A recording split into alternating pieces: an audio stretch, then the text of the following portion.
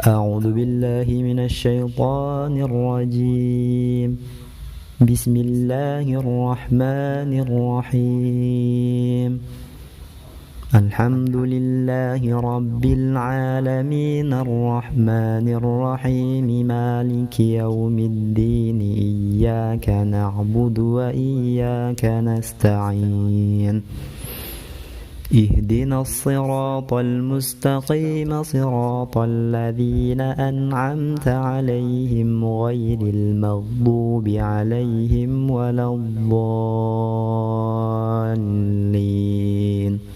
Amin. Ya baik teman-teman sekalian, bismillahirrahmanirrahim. Assalamualaikum warahmatullahi wabarakatuh. Teman-teman sekalian, bagaimana kabarnya pada hari ini? Alhamdulillah, sukses mulia, kreatif, mandiri, Allahu Akbar.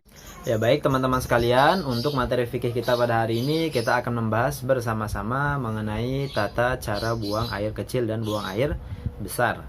Pada pertemuan sebelumnya kita sudah membahas bersama-sama mengenai pengertian daripada najis, benda-benda yang tergolong daripada najis, dan pembagian daripada najis. Ustaz ulang lagi ya materi fikih sebelumnya di pertemuan sebelumnya supaya teman-teman bisa hafal dan tidak lupa. Yang pertama adalah pengertian daripada najis. Najis menurut istilah adalah kotoran. Kemudian benda-benda yang tergolong daripada najis ada 10. Yang pertama adalah darah, kemudian yang kedua bangkai, kemudian nanah, muntah, air kencing, kotoran manusia, kotoran hewan, minuman keras, anjing, dan babi. Ada 10 ya. Kemudian pembagian daripada najis. Najis terbagi menjadi 3. Najis mughalladhah, yakni najis berat, yakni najis anjing dan babi ya. Dan dapat disucikan, hanya bisa disucikan dengan 7 kali basuhan, yang salah satu dari 7 kali basuhan tersebut ada 1 basuhan yang dicampur dengan tanah. Kemudian yang kedua, najis mutawasitoh, yakni najis pertengahan. Termasuk daripada najis pertengahan adalah benda-benda yang Ustaz sebutkan sebelumnya ya. Ada 10 benda tadi selain najis anjing dan babi. Dan dapat disucikan dengan cara menghilangkan najisnya, kemudian membasuh dengan air sampai hilang daripada warna, kemudian bau dan rasa daripada najis tersebut. Kemudian yang ketiga adalah najis mukhaffafah, yakni najis yang ringan. Najis yang ringan adalah najis dari air kencingnya seorang bayi laki-laki yang belum sampai berumur 2 tahun dan belum makan apa-apa selain daripada ASI, dan dapat disucikan dengan cara memercikan air di tempat yang terkena najis tersebut sampai basah. Seperti itu ya. Sekarang akan kita bahas bersama-sama mengenai tata cara buang air kecil dan buang air besar. Tata cara buang air kecil dan buang air besar ada 8 ya. Ada 8 poin. Yang pertama adalah membaca doa ketika masuk kamar mandi. Kemudian yang kedua, mendahulukan kaki kiri. Yang ketiga, buang air kecil ataupun buang air besar dengan jongkok. Kemudian yang keempat, berdoa ketika istinja. Yang kelima, istinja dengan alat yang diperbolehkan sampai bersih. Kemudian yang keenam, menyiram kotoran dengan air sampai bersih. Yang ketujuh, keluar kamar mandi mendahulukan kaki kanan. Kemudian yang kedelapan, berdoa setelah keluar kamar mandi. Sekarang akan kita bahas satu persatu ya. Yang pertama adalah membaca doa ketika masuk kamar mandi. Doa ketika masuk kamar mandi adalah Allahumma inni a'udzubika minal khubuthi wal khaba'ith. Satu ulang lagi, doa ketika masuk kamar mandi adalah Allahumma inni a'udzubika minal khubuthi wal khaba'ith. Kemudian yang kedua, mendahulukan kaki kiri. Jadi yang kedua mendahulukan kaki kiri ya. Karena di kamar mandi adalah suatu tempat yang mana di dalamnya berkumpul daripada kotoran, kemudian najis atau tempat-tempat yang kurang baik ya. Bisa disebut termasuk daripada tempat yang kurang baik. Maka ketika kita ingin memasuki kamar mandi, maka dianjurkan untuk melangkahkan kaki kiri terlebih dahulu ya. Lain halnya dengan masuk masjid. Ketika kita ingin masuk masjid, karena masjid ini adalah tempat yang mulia, tempat yang di dalamnya penuh dengan kebaikan, maka ketika kita masuk masjid, maka dianjurkan untuk mendahulukan kaki kanan ya. Karena sesuatu kebaikan dianjurkan dengan mendahulukan dengan yang kanan. Kemudian ketika keburukan maka dianjurkan dengan menggunakan yang kiri. Jadi tinggal dibalik, jangan sampai tertukar ya teman-teman. Masuk masjid menggunakan kaki kanan, keluarnya kaki kiri. Kemudian kalau masuk kamar mandi atau WC kebalikannya ya. Masuk WC atau masuk kamar mandi menggunakan kaki kiri, dan nanti keluar daripada kamar mandi menggunakan kaki kanan. Seperti itu ya. Kemudian yang ketiga buang air kecil ataupun buang air besar dengan jongkok. Seperti itu ya. Jadi manfaat daripada buang air kecil dan buang air besar dengan cara jongkok adalah dengan salah satu manfaatnya adalah yang pertama memaksimalkan daripada buang hajat kita ya. Jadi ketika kita buang air kecil, semisal contoh ya, maka pembuangan air kecil kita itu akan lebih maksimal ketika dilakukan dengan cara jongkok. Lain halnya ketika kita buang air kecil dengan cara berdiri, contohnya semisal untuk yang ikhwan ya. Itu diusahakan dihindari untuk buang air kecil secara berdiri, karena khawatir ketika buang air kecil secara berdiri nanti buang air kecilnya tidak maksimal dan akan menyisakan ya. Nanti khawatir setelah buang air kecil, setelah istinja dengan berdiri ya, Ustaz contohkan dengan istinja selesai, buang air kecilnya dengan berdiri, nanti ketika berjalan ataupun beraktivitas kembali, maka khawatir akan keluar kembali sisa daripada buang air kecilnya. Maka dianjurkan untuk buang air kecil ataupun buang air besar dengan cara jongkok. Seperti itu ya. Kemudian yang keempat adalah berdoa ketika istinja. Adapun doa daripada istinja adalah Allahumma tahhir qalbi minan nifaqi wa hassin farji minal fawahish. Ustaz ulang lagi.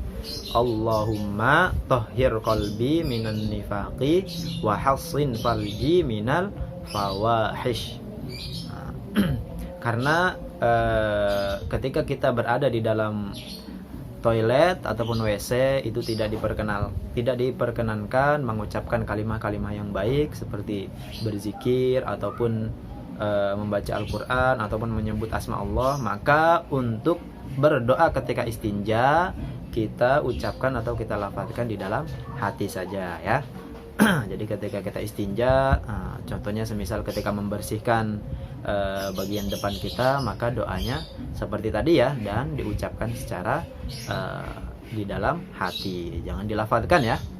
Diucapkan di dalam hati saja ya. Baik, yang keempat sudah ya, berdoa ketika istinja.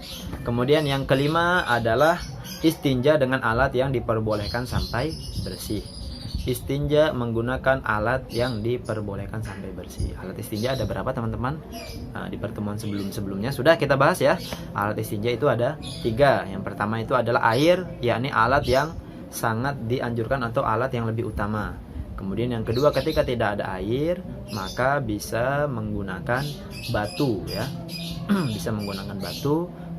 Kemudian yang ketiga adalah tisu. Seperti itu ya. Jadi kalau tidak ada air bisa menggunakan batu. Kalau sulit untuk menemukan batu yang suci ataupun sulit menemukan batu, maka bisa menggunakan tisu. Dan menggunakan 3 alat tersebut harus dilaksanakan secara maksimal atau sampai bersih ya. Jadi meskipun kita menggunakan air tapi istinja kita tidak bersih, contohnya hanya asal-asalan menyiram saja, maka itu tidak diperkenankan ya. Ketika kita menggunakan air, maka dilakukan secara maksimal ya, baik dari basuhannya atau mungkin sampai 2 kali, 3 kali atau bahkan lebih untuk menjaga daripada kebersihan dari istinja kita. Begitu juga ketika kita menggunakan batu ataupun menggunakan tisu, diusahakan sampai bersih ya. Kemudian yang keenam adalah menyiram kotoran dengan air sampai bersih. Yang keenam, menyiram kotoran dengan air sampai bersih. Semisal kita telah mengerjakan daripada buang air besar, maka setelah kita mengeluarkan air besar, setelah kita buang air besar, maka nanti diperhatikan di bagian bekas kotoran kita ya. Jadi jangan langsung ditinggal, harus diusahakan disiram sampai bersih seperti itu ya. Karena untuk menghindari daripada najis juga yang pertama, kemudian yang kedua adalah membuat nyaman untuk diri kita dan untuk orang lain juga seperti itu ya. Jadi diusahakan setelah kita buang air kecil ataupun buang air besar, maka yang diperhatikan, yang perlu diperhatikan juga adalah bekas daripada istinja kita ya. Kotorannya harus hilang terlebih dahulu, harus bersih terlebih dahulu sebelum kita tinggalkan. Seperti itu ya. Kemudian yang ketujuh, keluar kamar mandi dahulukan kaki kanan. Nah, sudah kita bahas sebelumnya ya. Nah, keluar kamar mandi dahulukan kaki kanan.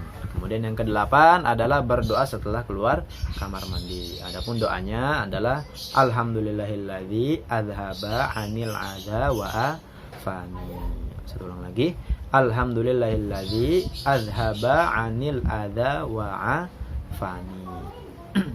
Nah, jadi sebelum masuk kamar mandi kita doanya di luar kamar mandi. Kemudian ketika istinja, afwan Ustaz sebutkan dulu ya, doanya adalah Allahumma inni a'udzubika minal khubuthi wal khaba'ith.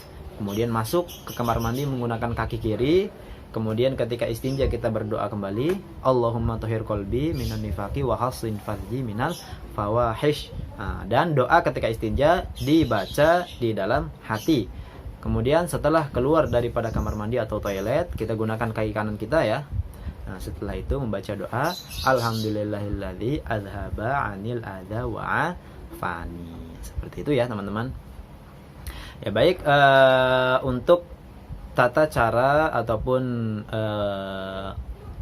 cara membersihkan daripada buang air kecil dan buang air besar sudah ya. Sekarang adalah hal-hal yang dilarang ketika berada di kamar mandi. Hal-hal yang dilarang ketika berada di kamar mandi ada 13. Nah, ada 13 ya. Yang pertama adalah membaca Al-Quran, membaca ayat Al-Quran. Kemudian yang kedua berzikir atau berdoa. Yang ketiga makan dan minum. Kemudian yang keempat berbicara, bernyanyi, bercanda dan bermain. Yang keenam, yang kelima masuk kamar mandi bersama teman. Yang keenam dilarang buang air kecil di tempat terbuka. Kemudian yang ketujuh, berbicara ketika buang air kecil. Yang kedelapan, menghadap kiblat atau membelakangi daripada kiblat. Yang kesembilan, buang air kecil di air yang tergenang. Kemudian yang kesepuluh, buang air kecil atau buang air besar di lubang-lubang. Yang kesebelas, buang air di bawah pohon. Yang kedua-belas, membawa dan membaca Al-Quran ke dalam kamar mandi. Kemudian yang ke-13, buang air kecil di tempat umum. Buang air kecil atau buang air besar di tempat umum. Nah, jadi buang air kecil dan buang air besar kalau diglobalkan itu dinamakan dengan buang hajat ya. Nah, jadi buang hajat itu isinya adalah buang air kecil dan buang air besar. Kemudian sekarang akan Ustadz bahas satu persatu mengenai hal-hal yang dilarang dikerjakan di dalam kamar mandi ya, ataupun ketika beristinja. Yang pertama adalah membaca ayat Al-Quran. Yang pertama baca ayat Al-Quran. Jadi meskipun membaca ayat Al-Quran adalah merupakan satu amalan kebaikan, tetapi tatkala dikerjakan di tempat yang salah, di waktu yang salah, maka bukan akan mendatangkan pahala, tapi akan mendatangkan daripada dosa. Karena Al-Quran ini adalah suatu barang yang mulia ya, dan bacaan daripada Al-Quran ini merupakan satu bacaan kebaikan. Nah, jadi ketika dilaksanakan di kamar mandi itu akan menimbulkan su'ul adab atau tidak adab terhadap Al-Quran, maka itu dilarang ya. Kemudian yang kedua berzikir atau berdoa. Zikir atau doa juga dilarang diucapkan atau dilafazkan secara lisan ketika berada di kamar mandi atau toilet. Maka dari itu untuk doa ketika beristinja, Allahumma tahhir qalbi minan nifaqi wa hafsin farji minal fawahish. Doa ketika beristinja itu dilantunkan di dalam hati saja ya, tidak perlu dilafazkan. Karena di dalam doa tersebut mengandung daripada asma Allah ya. Kemudian yang ketiga, makan dan minum di kamar mandi. Nah, makan dan minum di kamar mandi juga tidak dianjurkan atau dilarang ya. Kalau kita mau makan, ya diusahakan jangan di kamar mandi ya. Di tempat makan, di luar kamar mandi ya. Karena kalau makan di kamar mandi pun rasanya juga tidak nyaman ya, dan dibenci atau dimakruhkan juga ya. Kemudian yang keempat, berbicara, bernyanyi, bercanda, dan bermain. Nah, jadi diusahakan ketika kita masuk kamar mandi maka jangan terlalu sering berlama-lama dalam kamar mandi ya. Nah, diusahakan secepat mungkin berada di dalam kamar mandi. Karena kamar mandi ini tempatnya siapa teman-teman? Nah, karena kamar mandi ini adalah tempatnya setan berkumpul ya. Setan berkumpul karena setan itu menyukai suatu tempat yang di dalamnya berisi kotoran-kotoran atau tempat-tempat kotor. Maka di kamar mandi atau toilet itu kan tempat pembuangan kotoran. Maka setan akan sangat senang ketika berada di dalam toilet. Maka dari itu sebelum kita masuk kamar mandi atau masuk toilet, ketika beristinja, kemudian ketika keluar kamar mandi, kita diusahakan untuk membaca doa terlebih dahulu ya. Maka dari itu ketika berada di kamar mandi kita tidak boleh berlama-lama dalam kamar mandi ya, apalagi sampai berbicara, bercakap-cakap, kemudian bernyanyi, bercanda, dan bermain. Nah, itu tidak boleh ya. Diusahakan setelah hajat kita berada di kamar mandi ini sudah selesai, baik mandi, buang air kecil, buang air besar, maka diusahakan setelah itu kita langsung keluar. Seperti itu ya. Kemudian masuk kamar mandi bersama teman. Jadi kalau kita masuk kamar mandi atau toilet itu diusahakan sendiri ya, tidak boleh berdua-dua ya, sendiri saja. Kemudian yang keenam adalah dilarang buang air di tempat terbuka ya. Tidak boleh membuang air kecil atau buang air besar atau buang hajat lah ya. Buang hajat di tempat terbuka, contohnya seperti di jalan. Nah, itu nggak boleh ya. Karena kalau kita buang hajat di tempat terbuka, itu khawatir nanti akan mengganggu daripada orang lain ya. Kemudian yang ketujuh, dilarang berbicara ketika buang air kecil. Nah, dilarang berbicara ketika buang air kecil. Kecuali ada hajat ya. Semisal kita masuk kamar mandi, tiba-tiba setelah kita buang air kecil, tiba-tiba di dalam kamar mandi tidak ada gayung, maka kita boleh minta tolong kepada orang yang di luar. Contohnya bunda ya, bunda tolong ambilkan gayung. Nah, itu tidak apa-apa ya, karena darurat. Tapi kalau tidak ada darurat, tidak ada manfaat daripada pembicaraan kita, itu dilarang ya. Seperti teriak-teriak, seperti sebelumnya ya, bernyanyi dan lain-lain. Kemudian menghadap kiblat atau membelakangi kiblat. Nah, itu dilarang ya. Nah, ketika kita buang air kecil, dilarang membelakangi ataupun menghadap kiblat, karena itu termasuk daripada suul adab ataupun tidak menjaga adab terhadap kiblat. Seperti itu ya. Kemudian buang air kecil di air yang tergenang. Buang air kecil di air yang tergenang pada poin yang ke-9 ya. Yang ke-9, buang air kecil di air yang tergenang. Semisal contohnya kolam kecil ya, genangan air, seperti berada di pinggir-pinggir jalan atau di jalan atau di kolam kecil, kemudian kita buang air di situ. Nah, itu tidak boleh ya, karena nanti najis kita, kotoran daripada buang air kecil kita itu tidak akan hilang ya, hanya mengendap di situ saja dan akan menimbulkan daripada penyakit ya, dengan asbab daripada buang air kecil kita atau buang air besar kita pada air tergenang. Maka itu dilarang. Kemudian yang ke-10, dilarang juga buang air di lubang-lubang ya. Jadi contohnya semisal kita berada di sawah ataupun berada di kebun, yang ketika itu kita ingin buang air kecil tapi belum ataupun tidak menemukan kamar mandi atau toilet, maka diusahakan ketika buang air kecil di tempat-tempat seperti itu, yang perlu diperhatikan adalah kita jangan sampai buang air kecil atau buang air besar di lubang ya, karena khawatir biasanya di lubang-lubang tersebut merupakan tempat daripada binatang ya. Nanti khawatir akan ada mudorotnya ketika kita buang air kecil atau buang air besar di dalam lubang. Seperti itu ya. Kemudian yang ke-11, buang air kecil di bawah pohon. Buang air kecil ataupun buang air besar di bawah pohon. Biasanya untuk yang ikhwan-ikhwan ini harus diperhatikan ya. Ketika sedang jalan-jalan di kebun, akhirnya serasa ingin buang air kecil, maka tidak boleh kita buang air kecil di bawah pohon ya. Tidak boleh, karena khawatir nanti orang yang pemilik daripada pohon tersebut akan terganggu dengan keadaan kita yang buang air kecil atau buang air besar di bawah pohon. Seperti itu ya. Kemudian yang ke-12, membawa ataupun membaca Al-Qur'an. Nah, ini sudah kita bahas sebelumnya ya. Membaca Al-Qur'an tidak boleh ketika buang hajat, ataupun ketika tidak boleh membawa Al-Qur'an ke dalam kamar mandi atau toilet. Membaca dan membawa Al-Qur'an tidak boleh ya. Alasannya sama ya, karena ketika kita membawa Al-Qur'an ke dalam toilet ataupun WC ataupun kamar mandi ya, ini akan mengurangi daripada adab kita terhadap Al-Qur'an. Kemudian yang ke-13, buang air kecil di tempat umum.